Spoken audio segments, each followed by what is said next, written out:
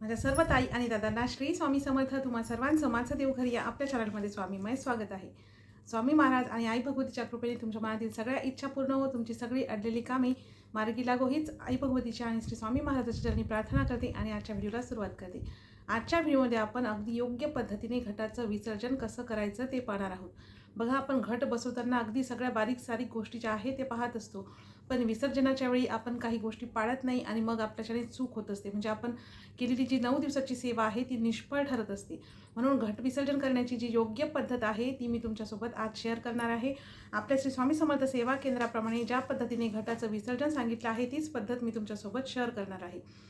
त्यासाठी व्हिडिओ पूर्ण पहा, आवडल्यास लाईक नक्की करा. तर बघा, आता घटाचं विसर्जन कधी करायचं. तर बघा, आपापल्या कुलाचाराप्रमाणे आपल्याला घटाचं विसर्जन जे आहे ते अष्टमी किंवा नवमीला करायचं आहे. बघा, आता कुणाच्या घरी अष्टमीला देवीला पुरणाचा महानैवेद्य आरती होत असते किंवा काही जणांच्या घरी नवमीला पुरणाची महानैवेद्य आरती देवीला आपण दाखवत असतो. तर जसा तुमचा कुलाचार असेल त्याच पद्धतीने करा, उगाच दुसऱ्याचं पाहून करू नका. तुमच्या घरी जर अष्टमीला महानैवेद्य आरती होत असेल तर अष्टमीलाच करा, आणि जर नवमीला होत असेल पहिल्यापासून जो कुलाचार असेल त्याच पद्धतीने आपल्याला करायचं आहे. नवमीचं जर तुमच्याकडे महानैवेद्य आरती असेल तर नवमीची करायची आहे. तर बघा, आता ज्या दिवशी तुमची आरती आहे, म्हणजे ज्या दिवशी आपण देवीला नैवेद्य दाखवणार आहोत अष्टमी किंवा नवमी, त्या दिवशी आपण काय करतो, नवमीच्या दिवशी सकाळी देवी घटाला माळ वाहतो आणि लगेच पुरणाचा स्वयंपाक करून देवीला नैवेद्य दाखवतो. अष्टमी किंवा नवमी कुठल्याही दिवशी, पण तसं करायचं नाही. बघा, काय करायचं आहे, नवरात्र हे 9 दिवसाचं असते. देवीला 9 माळा अर्पण करायच्या असतात. आता ज्यांचं अष्टमीचं आहे त्यांनीसुद्धा 9 माळा अर्पण करायच्याच आहेत. त्या कशा हे पुढे तुम्हाला मी सांगणारच आहे. बघा, आता ज्या दिवशी आपण देवीला पुरणाचा नैवेद्य दाखवणार आहोत, नैवेद्य आरती करणार आहोत, त्या दिवशी काय करायचं आहे, सकाळी जी माळ त्या दिवशीची आहे, बघा नवमीची जी माळ आहे ती लिंबाची असते. 9 लिंबाची माळ आपल्याला घटाला अर्पण करायची असते. ज्यांचं अष्टमीला असेल त्यांनी अष्टमीच्या दिवशीची जी माळ आहे ती घटाला अर्पण करायची आहे. आई भगवतीची पूजा करायची आहे, त्याच्यानंतर घटाला माळ अर्पण करायची आहे आणि आई भगवतीला खडी साखरेचा किंवा कोणत्याही फळाचा नैवेद्य दाखवून आरती करून घ्यायची आहे. सकाळी पुरणाचा नैवेद्य दाखवण्याच्या आधी आपल्याला घटाची आई भगवतीची पूजा करायची, यथाशक्ती तिला फुलं वगैरे अर्पण करायची, घटाला माळ अर्पण करायची. त्याच्यानंतर खडीसाखर किंवा फळाचा नैवेद्य दाखवून आई भगवतीची आरती करून घ्यायची आहे. आपण दररोज जशी करत आलो त्याच पद्धतीने आरती करून झाल्यानंतर शंख नाद करून किंवा घंटी नाद करून आई भगवतीला घटावरून उठवायचं आहे. शंख वाजू शकता किंवा घंटानाद करून आई भगवतीला उठायचं आहे. बघा, आता नवरात्राच्या वेळेस बसत असते घटस्थापना जेव्हा आपण करत असतो त्या दिवसापासून आपल्या घरामध्ये आपण अजिबातही घंटी वाजवत नाही, कारण आई भगवतीच्या आरामामध्ये व्यत्यय येऊ नये हा त्यामागचा हेतू असतो. तर ज्या दिवशी आपण आईला नैवेद्य दाखवणार आहोत त्या दिवशी अष्टमी किंवा नवमीला घंटानाद करून आई भगवतीला घटावरून उठवायचं आहे, घटावरून आई भगवतीला उचलून घ्यायचं आहे. त्याच्यानंतर आई भगवतीच्या वरील हळदी कुंकू तिथे पानावर खाली टाकायचं आहे. जिथे आपण घटावरती जोड पानावरती आई भगवतीची स्थापना केली होती त्या पानावरच आई भगवतीच्या टाकाला वाहिलेलं हळदी कुंकू काढून घ्या. नंतर आई भगवतीचा जो टाक आहे तो एका ताम्हणामध्ये ठेवा. तो टाक स्वच्छ धुवून घ्या आणि त्याच्यानंतर 16 वेळा, आणि जर 16 वेळा शक्य नसेल तर 4 वेळा, नाही 4 वेळाही जरी शक्य नसेल तर 1 वेळा श्रीसूक्त म्हणून आई भगवतीचा अभिषेक करायचा आहे. शुद्ध पाण्याने आई भगवतीला श्रीसूक्त म्हणून अभिषेक करा. श्रीसूक्त आपल्या नित्यसेवा ग्रंथामध्ये दिलेला आहे, मराठी आणि संस्कृत, तुम्हाला जे शक्य असेल ते वाचायचं आहे. 16 वेळा, 4 वेळा किंवा 1 वेळा. त्याच्यानंतर अभिषेक करून घेतल्यानंतर पुन्हा आई भगवतीचा जो टाक आहे तो स्वच्छ पाण्याने धुवायचा आहे, पुसून कोरडा करायचा आहे. घटाच्या समोर ठेवा, नाहीतर मग तुमच्या देवघरामध्ये तुम्ही जिथे कुलदेवतीची तुमची जागा आहे तिथे तो आई भगवतीचा टाक ठेवायचा आहे. घटाच्या समोरही ठेवू शकता किंवा देवघरामध्ये सुद्धा ठेवू शकता, तुम्हाला जिथे वाटेल तिथे ठेवायचं आहे. त्याच्यानंतर पुन्हा आई भगवतीची पूजा करायची आहे. श्री कुलदेवताय नमः, अलंकारार्थे अक्षतां समर्पयामी. श्री कुलदेवताय नमः, हरिद्रा कुंकुम सौभाग्यद्रव्यानी समर्पयामी. अक्षता वाहायच्या आहेत, हळदी कुंकू वाहायचं आहे, फूल वाहायचं आहे. आई भगवतीला धूप आणि दीप दाखवायचा आहे आणि त्याच्यानंतर जो कोणता तुम्ही पुरणाचा स्वयंपाक केला असेल त्याचा नैवेद्य आई भगवतीला दाखवायचा आहे. आई भगवतीची आधी आरती करून अभिषेक करून झाल्यानंतर आपल्याला पुरणाचा नैवेद्य दाखवायचा आहे. बघा, आई भगवती या नवरात्रीच्या 9 दिवसामध्ये आराम करत असते. आराम करत असताना आपण आई भगवतीच्या टाकाला 9 दिवस अजिबातही स्पर्श न होता दुरूनच तिची पूजा करत असतो. म्हणजे तिची आंघोळ वगैरे काहीही, अभिषेक वगैरे काहीही झालेलं नसते. म्हणून आपल्याला नैवेद्याच्या आधी आई भगवतीचा अभिषेक करून नंतर नैवेद्य दाखवायचा. बघा आता आपण जर झोपलेलो असलो आणि झोपेतून उठल्याबरोबर आपण लगेच जेवण करायला बसू का, किंवा झोपलेल्या स्थितीतच आपण जेवण करू का? नाही. तर मग आई भगवती आपण 9 दिवस घटावरती झोपून ठेवलेली आहे, तर तिला झोपलेल्या अवस्थेतच नैवेद्य दाखवायचा नाही. ही चूक आपण करायची नाही. आई भगवतीची अभिषेक केल्यानंतर, तिला उठून अभिषेक केल्यानंतरच आई भगवतीला नैवेद्य दाखवायचा आहे. तर आता पुरणाचा नैवेद्य तुमच्याकडे जसा कुलाचार असेल त्या पद्धतीने पुरणाचा नैवेद्य वाढायचा आहे. आई भगवतीला या दिवशी तांबूल आणि नाही तर मग पाण्याचा विडा तरी या नैवेद्यामध्ये ठेवायचाच आहे, आवर्जून ठेवायचा आहे. आणि आता आई भगवतीची आरती कशी करायची बघा. एक ताट घ्यायचं आहे, पितळेचं ताट किंवा तांब्याचं ताट किंवा ताम्हण घ्या. त्याच्यामध्ये थोडंसं पुरण थापायचं आहे. पुरण घ्या आणि त्या ताटामध्ये अशा पद्धतीने ते थापून घ्या. त्या थापलेल्या पुरणाला 21 छिद्र पाडायची आहेत. बोटांनी आपल्या 21 छिद्र पाडा आणि त्या 21 छिद्रामध्ये 21 तुपाच्या भिजवलेल्या फुलवाती त्या 21 छिद्रामध्ये ठेवायच्या आहेत. त्याच्यानंतर ते त्या नैवेद्य दाखवून घ्यायचा. त्या फुलवाती ज्या आहेत त्या प्रज्वलित करायच्या. आई भगवतीला नैवेद्य दाखवून घ्यायचा आणि त्या आरतीने आपल्याला आई भगवतीची आरती पुन्हा करायची आहे. जशी आपण दररोज करत आलो त्याच पद्धतीने आरती केल्यानंतर आई भगवतीचा नैवेद्य झाला, आरती झाली. त्याच्यानंतर जे तुम्ही घटावरती जे नारळ वगैरे ठेवलं असेल, पूजेमध्ये जे नारळ ठेवलं असेल ते नारळ फोडायचं आहे आणि त्याचा प्रसाद सर्वांना, घरातील सर्वांना वाटायचा आहे. बघा आता तुमचा जर नित्याचा कलश असेल आणि तुम्ही दुसरा कुठला नारळ पूजेमध्ये ठेवला नसेल, तर तो नित्याचा जो कलश आहे त्याचा नारळ नाही फोडला तरी चालेल. पण तुम्ही जर नवीन नारळ पूजेमध्ये ठेवला असेल तर तो नारळ नक्की फोडायचा आहे.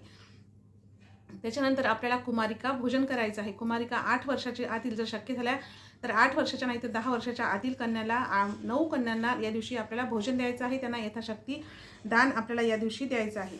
बघा आता आई भगवतीची आता जर राहिला प्रश्न घटाचा, तर घटाला आपल्याला सध्या काहीच करायचं नाही. घट तसा आहे तसाच ठेवायचा आहे आणि त्याच्यानंतर काय करायचं आहे हे मी सांगणारच आहे. आता बघा आई भगवतीचा नैवेद्य झाला, कुमारिका भोजन झालं.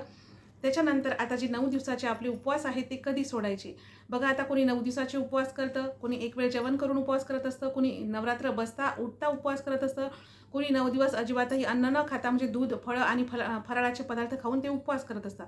तर उपवास जे आहे ते तुम्ही तुमच्या कुलाचाराप्रमाणे नवमी किंवा दशमीला सोडू शकता. जसा तुमचा कुलाचार असेल, तुमच्या घरामध्ये जशी पद्धत असेल त्या पद्धतीने करा. दुसऱ्याचं पाहून अजिबात करू नका. तुमची सासू वगैरे, तुमची आजच सासू जे काही सांगत असेल त्या पद्धतीनेच आपल्याला करायचं आहे, कारण तोच आपला कुलाचार असतो.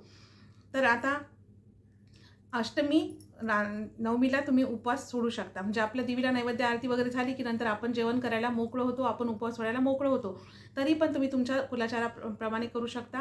देवीला नैवेद्य झाला की अष्टमीला उपवास सोडत असतील तर अष्टमीला सोडा. तुमच्या घरात नवमीला सोडत असतील तर नवमीला सोडा, किंवा तुमच्या घरामध्ये जर दशमीला उपवास सोडण्याची परंपरा असेल तर त्या पद्धतीने सुद्धा तुम्ही करू शकता. पण शक्यतो आई भगवतीला पुरणाचा नैवेद्य आरती झाल्यानंतर तुम्ही उपवास सोडायला मोकळे होता, तुम्ही उपवास सोडू शकता. आता घट कधी हलवायचा बघा. आता कन्यापूजन झालं, तुमचं भोजन झालं, त्याच्यानंतर संध्याकाळी नवमीच्या दिवशी संध्याकाळी घट आपल्याला फक्त उत्तरेकडे हलवायचा आहे. जिथे आपण घट स्थापन केला आहे त्याच्या उत्तर दिशेला घट थोडासा हलवून घ्या, उचलू नका. ज्यांनी अष्टमीला महानैवेद्य आरती केली आहे, ज्यांचा अष्टमीला कुलाचार झाला आहे, त्यांनी सुद्धा घटाला 9वी माळ अर्पण करायचीच आहे. 9वी माळ ही 9 लिंबाची असते. ही माळ आपल्याला अर्पण करायचीच आहे. घटाची या दिवशी सुद्धा पूजा करायचीच आहे. घट अष्टमीच्या दिवशी उठवायचा नाही. घट जे आहे ते 9 दिवसाचेच असतात. त्यामुळे आता सर्वांनी अष्टमीला कुलाचार हो किंवा नवमीला हो, त्यांनी नवमीच्या दिवशी संध्याकाळी घट फक्त उत्तरेकडे हलवून घ्या.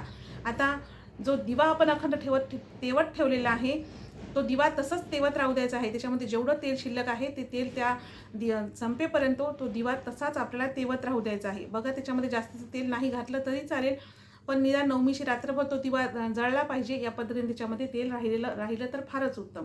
नसेल तर थोडंसं तेल टाकून घ्या. आता हे झालं आपलं नवमीच्या दिवशीची कुलाचार. आता आपल्याला घट कधी उचलायचे आहेत तर बघा, दशमीच्या दिवशी सकाळी आपण घट हलवू शकतो. तर बघा दशमीच्या दिवशी सकाळी तुम्ही घट उचलू शकता. पूजेचं सर्व साहित्य उचलून घ्यायचं आहे. दिवासुद्धा उचलून घ्या, घट उचलून घ्या. त्याच्यानंतर पूजेचं सगळं साहित्य, ज्या काही माळा आपण अर्पण केल्या आहेत 9 दिवस, ते सगळं एका पिशवीमध्ये भरा. जे पूजेचं सगळं साहित्य आहे, पानं, फुलं, निर्माल्य, ते सगळं एका पिशवीमध्ये भरायचं आहे. आता कलश जर स्थापन केलेला असेल किंवा तुम्ही तुमच्या घरामध्ये जर जो कुलदेवतेचा कलश असेल नेहमीचा नित्याचा, तो सुद्धा कलश आपल्याला या दिवशी हलवायचा आहे, उचलायचा आहे आणि पुन्हा नंतर आपण तो कलश पुन्हा स्थापन करू शकतो. तर बघा आता जे कलशामधलं जे पाणी आहे किंवा घटामध्ये जर पाणी शिल्लक राहिले असेल तर त्या पाण्याचं काय करायचं. तर ते पाणी बघा, सर्व पाणी स्वतःच्या डोक्यावर, आपल्या घरातील सर्व सदस्यांच्या डोक्यावर थोडं थोडं शिंपडायचं आहे आणि टॉयलेट आणि बाथरूम सोडून पूर्ण घरभर हे पाणी शिंपडायचं आहे. त्याच्यानंतर जे उरलेलं पाणी आहे बघा, हे 9 दिवस आई भगवतीच्या घटामध्ये जे पाणी असतं किंवा कलशामध्ये पाणी असतं हे खूप शक्तिशाली असं पाणी असतं. त्याच्यामुळे हे पाणी आपल्या घरामध्ये आपण शिंपडल्याने आपल्या घरातील सगळी नकारात्मकता किंवा वाईट शक्ती जी आहे तिचा नाश होत असतो आणि घरातलं वातावरण पवित्र आणि प्रसन्न होत असते. तर घरामध्ये पूर्ण पाणी शिंपडून घेतल्यानंतर जे उरलेलं पाणी आहे ते तुळशी सोडून तुमच्या अंगणातल्या इतर कुठल्याही झाडाला तुम्ही टाकू शकता किंवा तुमच्या शेतात नेऊ शकता, शेतात टाकू शकता, नाहीतर मग एखाद्या पवित्र ठिकाणी हे पाणी विसर्जन करू शकता. आता आपण जे फुलं, पानं, ज्या माळा ज्या घेतल्या आहेत त्याचंसुद्धा आपण निर्माल्यामध्ये किंवा पवित्र ठिकाणी विसर्जन करायचं आहे. फक्त हे साहित्य जे आहे ते पाण्यामध्ये टाकू नका, कारण पाणी दूषित होऊ नये. आपल्या पर्यावरणाची काळजी आपल्यालाच घ्यायची आहे. म्हणून हे साहित्य तुम्ही निर्माल्यामध्ये किंवा एखाद्या पवित्र ठिकाणी विसर्जन करायचं आहे. बघा, आता देवीला आपण जी काही फळं नैवेद्यामध्ये दाखवली आहेत किंवा ज्या कडाकण्या आपल्या आपापल्या कुलाचाराप्रमाणे आपण अष्टमी किंवा सप्तमी किंवा अष्टमीला देवीला फुलोरा वाहत असतो, फुलोरा बांधत असतो, त्याला कडाकण्यासुद्धा म्हणतात काही भागामध्ये. तर त्याचा प्रसाद घरातल्या सर्वांनी खायचा आहे. त्याचं विसर्जन करायचं नाही किंवा त्या गाईला वगैरे द्यायच्या नाहीत. त्या घरातल्या सर्वांनी फळं आणि ज्या कडाकण्या आहेत, जो फुलोरा आहे त्याचा प्रसाद म्हणून घरातल्या सर्वांनी खायचा आहे.